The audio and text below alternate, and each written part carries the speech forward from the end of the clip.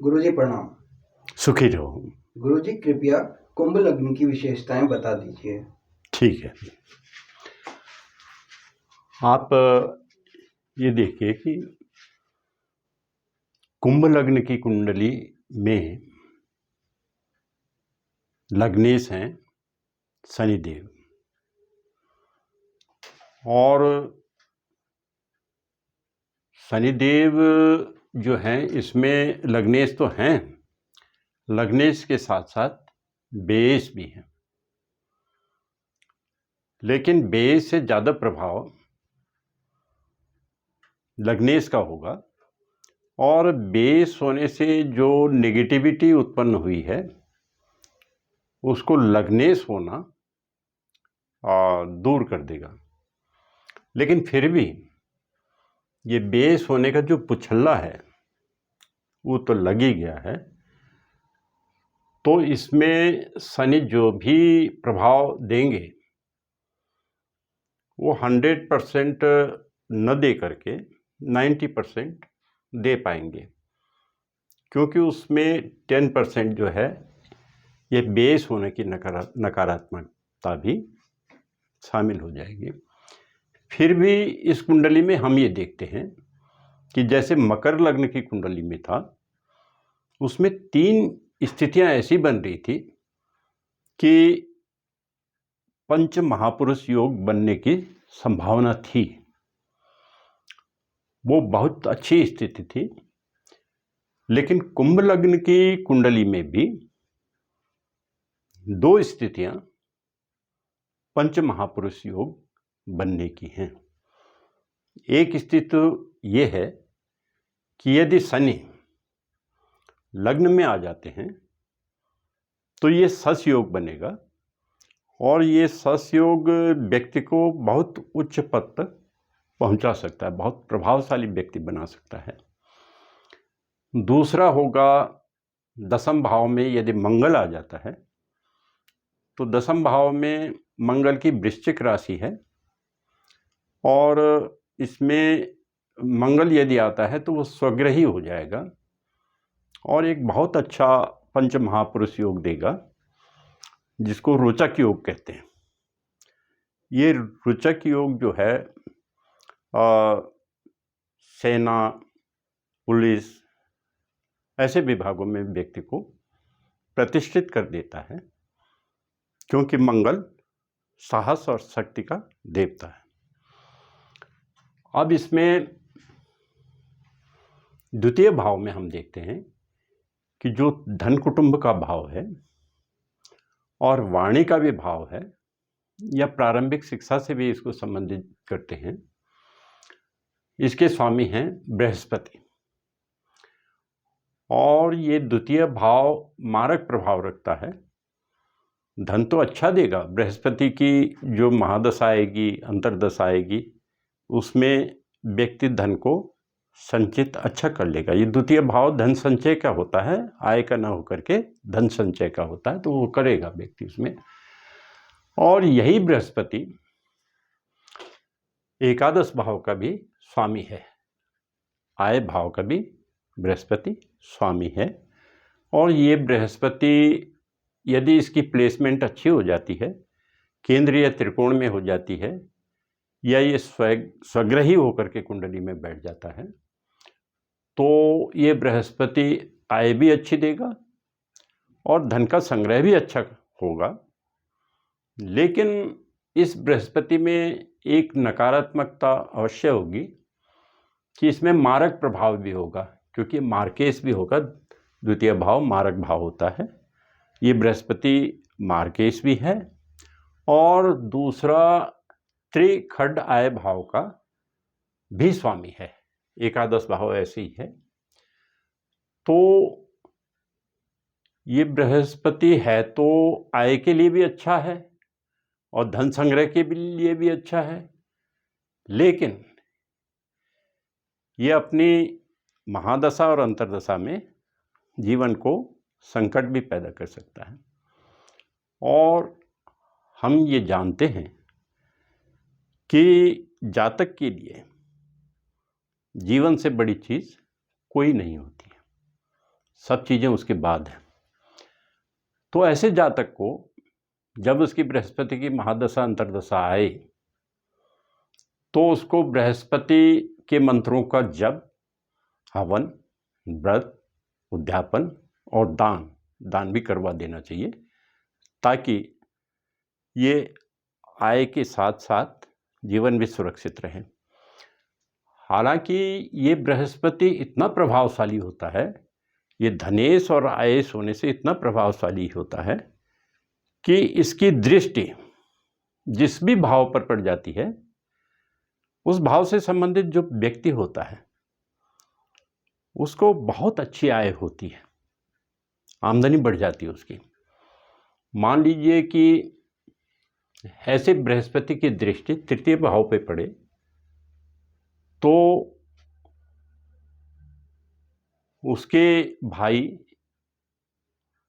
बहुत पराक्रमी होते हैं और काफ़ी ऊपर उठते हैं। और ये प्रभाव बृहस्पति की दृष्टि में इसलिए आई क्योंकि ये आयेश भी है और ये धनेश भी है। सामान्यतः बृहस्पति की दृष्टि तो शुभ होती ही होती है। अब हम तृतीय भाव में आते हैं। तृतीय भाव के स्वामी, तृतीय भाव जो है वो पराक्रम का और भाई बहनों का भाव है, और जिसके स्वामी है मंगल, और मंगल की एक राशि दसम भाव पे भी है। और हम ये जानते हैं कि ये तृतीय भाव जो है त्रिखंड आय भाव के अंतर्गत है, इसको शुभ भाव नहीं माना जाता, इसलिए मंगल भी शुभ ग्रह के तौर पे नहीं माना जाएगा। हालांकि ये विभिन्न भावों में अच्छे फल भी देगा, लेकिन यही है कि यदि ये बृहस्पति की महादशा अंतर्दशा में यदि आता है तो जातक को बीमार भी कर सकता है। इसमें भी सावधानी की आवश्यकता पड़ेगी। जब भी इसकी महादशा अंतर्दशा आएगी तो मंगल के जप, हवन इत्यादि जो भी करने हैं वो करना आवश्यक रहेगा। चौथे भाव में हम ये देखते हैं कि शुक्र की राशि है वृषभ राशि, और चौथा भाव माता से संबंधित होता है। भूमि, भवन, वाहन और जो पारिवारिक सुख है उससे संबंधित होता है। और इसमें शुक्र है चतुर्थेश, और यही शुक्र भाग्येश भी है। शुक्र की एक राशि जो है भाग्य भाव में है। तो हम ये देख रहे हैं कि ये विष्णु भाव है, चतुर्थ भाव केंद्र भाव होने से, और नवम भाव लक्ष्मी भाव है, यानी त्रिकोण भाव है। और हम जानते हैं कि जब भी विष्णु भाव के स्वामी और लक्ष्मी भाव के स्वामी की युति होती है, या दोनों भावों का स्वामी एक ही ग्रह होता है, तो राजयोग उत्पन्न हो जाता है। इस कुंडली में भी राजयोग उत्पन्न हुआ है, और राजयोग कारक जो ग्रह है वही वो शुक्र ही है। हम ये देखते हैं कि जब भी शुक्र की राशियों से संबंधित कुंडली होती है तो उसमें राजयोग कारक ग्रह जो होता है वो शनि होता है, और जब भी शनि की राशियों से संबंधित कुंडली होती है, लग्न शनि की राशियां होती हैं, तो उसमें राजयोग कारक ग्रह शुक्र होता है। तो ये शुक्र यहाँ भी राजयोग कारक है, और मकर लग्न की कुंडली में भी शुक्र राजयोग कारक था। तो ये बहुत अच्छे फल देगा अपने से संबंधित। तो ऐसी कुंडली में यदि शुक्र यहाँ आ जाता है, क्योंकि वृषभ राशि जो है शुक्र की अपनी राशि है, तो यहाँ पे अगर शुक्र आता है तो एक बहुत अच्छा योग बनेगा, पंच महापुरुष योग से संबंधित। इसको कहते हैं मालव्य योग, और ये योग व्यक्ति को काफ़ी धनी बना देता है। और ये भाग्य भाव का भी ये शुक्र बहुत अच्छा प्रभाव देगा और व्यक्ति उसमें धार्मिक भी होगा, सदाचारी भी होगा और धार्मिक भी होगा। अब हम आते हैं पंचम भाव पे। पंचम भाव हम जानते हैं कि संतान से संबंधित होता है, विद्या बुद्धि से संबंधित होता है, कहीं वाणी से भी इसका संबंध होता है। इसमें बुध की राशि है, मिथुन राशि है और पंचमेश इसमें बुध है और यही बुध अष्टमेश भी है। अष्टम भाव जो आयु से संबंधित होता है, मृत्यु से संबंधित होता है और जो गूढ़ ज्ञान होता है या जो वसीयत से संबंधित धन होता है या अचानक मिलने वाला धन होता है उससे संबंधित होता है। इस अष्टम भाव को शुभ भाव नहीं माना जाता। इसमें बुध की वो राशि चली गई है जो कि बुध की मुख्य राशि है, मूल त्रिकोण राशि। तो बुध इसमें ज़्यादा प्रभाव जो देगा वो अष्टम भाव का देगा और पंचम भाव होकर के तो वो शुभ है, लेकिन अष्टम भाव का स्वामी होकर के बुध अशुभ ग्रह हो गया है। तो इसमें हमने इसीलिए बुध को समग्रह के रूप में लिया है कि उसमें शुभ प्रभाव भी हैं और अशुभ प्रभाव भी है। फिर भी ऐसे बुध को मंत्र जप व्रत वगैरह से ठीक कर देना चाहिए जब भी इसकी महादशा अंतर्दशा आती है। अब इसमें चतुर्थ छठे भाव में चंद्रमा की राशि है, यानी खष्टेश जो है वो चंद्रमा है। चंद्रमा आप जानते हैं कि ये शत्रु, रोग, ऋण और संघर्ष से संबंधित भाव है और इसको शुभ भाव नहीं माना जाता है। इसे त्रिक भाव के अंतर्गत मानते हैं जो नकारात्मक भाव हैं। तो इसमें चंद्रमा ज़्यादा अच्छा प्रभाव नहीं देगा, लेकिन फिर भी चंद्रमा और सूर्य को क्योंकि हम विमल ग्रह मानते हैं तो इस वजह से हमने इसको समग्रह के रूप में लिया है। अब इसके बाद सप्तम भाव जिसको कलत्र भाव कहते हैं, ये गृहस्थी से संबंधित होता है और जो हमारा दैनिक आय होती है या प्राइवेट रोजगार होता है या साझा व्यापार से संबंध होता है, तो उससे संबंधित ये भाव है सप्तमेश। सप्तमेश इस कुंडली में हमारा जो होगा सूर्य होगा और ये सप्तम भाव हम ये भी देखते हैं कि ये मारक प्रभाव रखता है सप्तम भाव, लेकिन हम ये भी जानते हैं कि सूर्य यदि मार्केश भी होगा तो जातक की मृत्यु कारित नहीं करता है। इसलिए दूसरा इसमें जो पॉजिटिव असर है वो ये है कि जो सिंह राशि है ये सूर्य की राशि है और सूर्य एक क्रूर ग्रह है और केंद्र का स्वामी यदि क्रूर ग्रह होता है तो वो अच्छे फल ही देता है उस भाव का। तो इसमें सप्तम भाव का जो फल सूर्य देगा वो अच्छे ही फल देगा। इस वजह से हमने इसमें सूर्य को समग्रह के रूप में लिया है। अष्टमेश होने से इसमें नेगेटिविटी भी है और क्रूर ग्रह केंद्र का स्वामी होने से इसमें पॉजिटिव प्रभाव भी आ गया है। इस वजह से इसको हमने समग्रह के रूप में सूर्य को लिया है।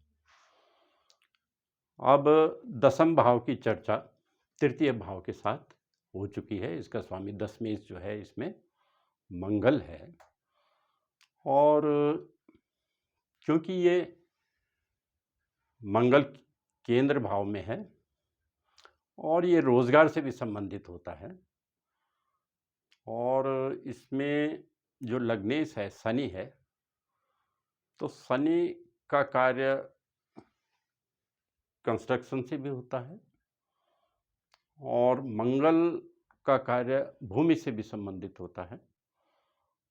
तो ऐसे व्यक्ति यदि रियल एस्टेट का काम करें या इंजीनियरिंग का कार्य करें तो उसमें अच्छा कार्य कर सकते हैं। कुछ उसमें स्थिति ये भी है कि लग्ने शनि होने की वजह से ऐसे व्यक्ति का श्रमिक वर्ग पे अच्छा प्रभाव रहेगा। वो लेबर वगैरह की व्यवस्था अच्छी कर सकता है, तो वो इस कार्य को, रियल एस्टेट का कार्य बहुत उच्च स्तर तक कर पाएगा या इंजीनियरिंग के कार्य अच्छा कर पाएगा। अब आय भाव के विषय में चर्चा हो चुकी है कि इसके स्वामी बृहस्पति हैं और वो आय अच्छी देंगे और धन भी ठीक देंगे, उसका संचय भी ठीक होगा। लेकिन थोड़ा बृहस्पति में इसमें जो है मारक प्रभाव है, उसको जप व्रत आदि से संतुष्ट रखना पड़ेगा, तभी ये अच्छा फल देगा। अब जो सबसे अशुभ ग्रह इस कुंडली में पाए गए हैं वो मंगल और बृहस्पति हैं। ऐसा ही मकर लग्न की कुंडली में भी था।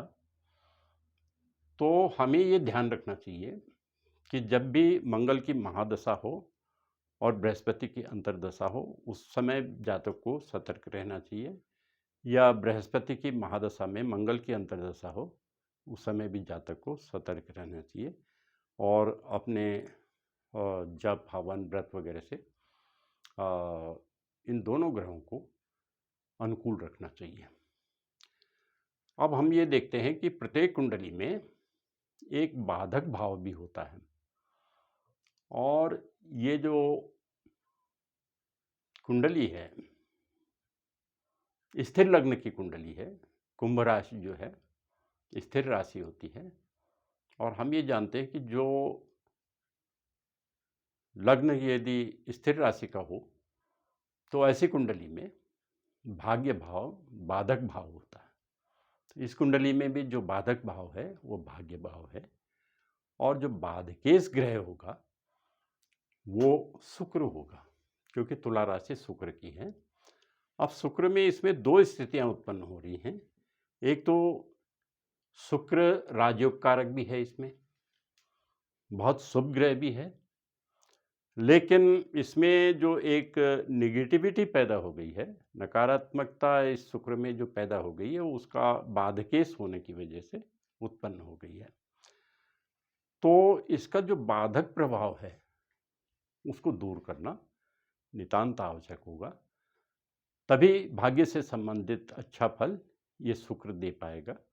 और इस उपाय को जीवन में केवल एक बार करने की आवश्यकता होगी। अर्ली एज में अगर कर लिया जाए तो ज़्यादा अच्छा रहता है, क्योंकि ये फिर दोबारा करने की आवश्यकता नहीं पड़ेगी, ये उम्र भर अच्छा प्रभाव देता रहेगा। अब वो उपाय यही होते हैं कि मंत्र जप करवा लिया, हवन करवा लिए, और व्रत और उद्यापन, और इसमें अधिक दान करने की आवश्यकता नहीं है, क्योंकि ये भाग्येश है। तो यहाँ तक करके इसको शांत कर देना चाहिए, इसका बाधक प्रभाव समाप्त करना उचित रहता है। अब हम इस कुंडली में, प्रत्येक कुंडली में ये देखना आवश्यक होता है कि उस कुंडली का इष्ट क्या है, इष्ट देवता कौन है, क्योंकि हमें जो भी प्राप्तियाँ होती हैं वो हमारे इष्ट देवता के माध्यम से ज़्यादा आसानी से प्राप्त हो सकती हैं। और इष्ट के लिए आप ये देखते हैं कि पंचम भाव, क्योंकि प्रारब्ध से भी संबंधित होता है और इष्ट से भी संबंधित होता है। इस कुंडली में पंचम भाव में मिथुन राशि है। मिथुन राशि के स्वामी बुध होते हैं, और बुध के जो देवता हैं वो गणेश जी हैं, और इस वजह से इसमें इष्ट को संतुष्ट करने के लिए, प्रसन्न करने के लिए हमें गणेश जी के मंत्रों का जप करना चाहिए। और गणेश जी का जो मंत्र है, जो इष्ट मंत्र है इस कुंडली में, ओम गंगणपते नमः, ओम गंगणपते नमः, ओम गंगणपते नमः, ये अवश्य जातक को जपना चाहिए। धन्यवाद।